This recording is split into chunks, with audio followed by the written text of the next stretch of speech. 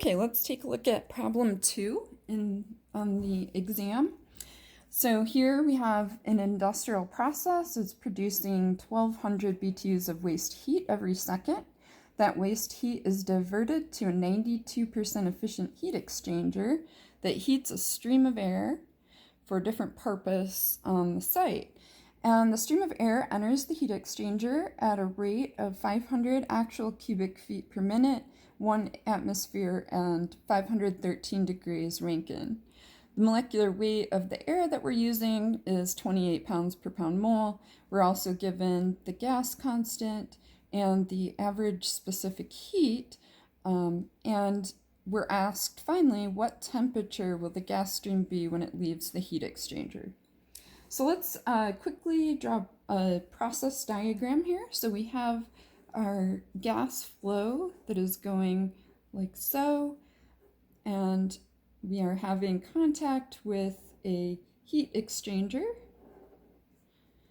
and which 92% of that heat, so this is our heat exchanger, 92% is going into the gas stream for heating, and we have 8% that is lost.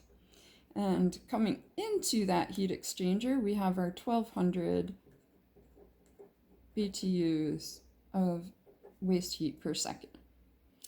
So we can define the point here before the gas stream enters the heat exchanger, and a point here after it leaves as 1 and 2. And we can go ahead and figure out, first of all, how much heat is going, or energy is going to be entering our gas stream. So that heat to the gas stream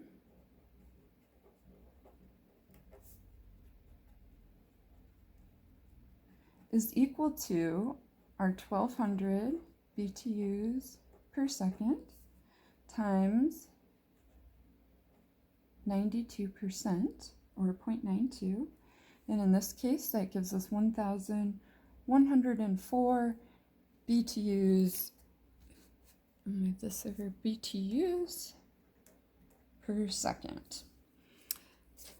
We also know that we have CP average, so this is our average specific heat that we're going to use, of 2.244 BTUs per pound degree Rankine.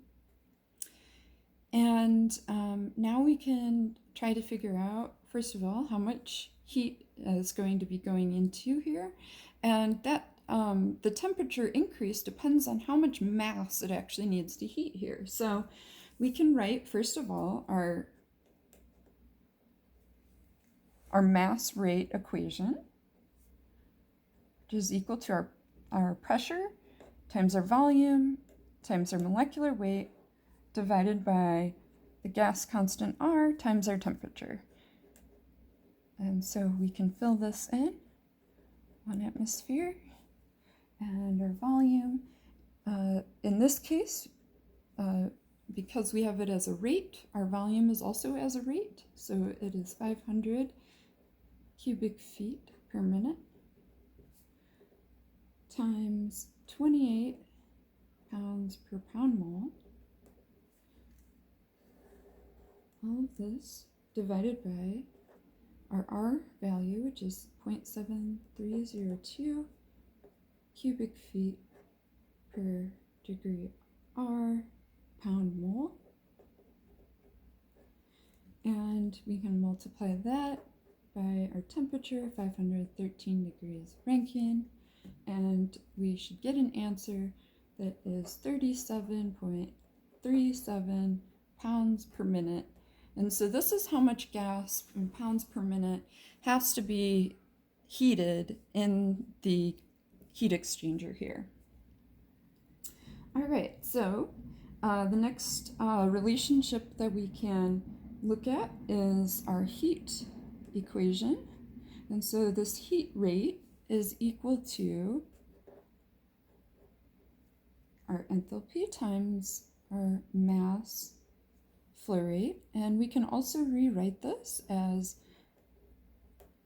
the specific heat times the temperature difference from point 1 to point 2 times our mass flow rate. And so our heat rate divided by, say, our CP average times our mass flow rate can be solved for our T2 minus T1. And then we can rearrange that to solve for T2. And we end up with this equation here. Our heat rate divided by our CP average times our mass flow rate. Oops. All of this plus our T1. And then we can go ahead and fill in our numbers here.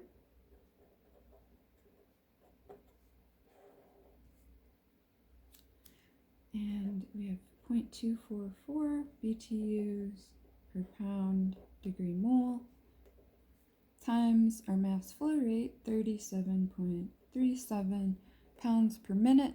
But notice also that we have seconds here, minutes here, so we need to do a conversion. So we'll add this 1 minute times 60 seconds, and then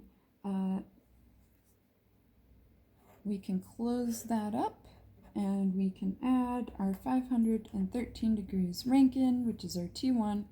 We do this calculation, and we should get 7,777.5 degrees Rankine, which is a little bit of an improbable or impossible type of heat exchange process to have.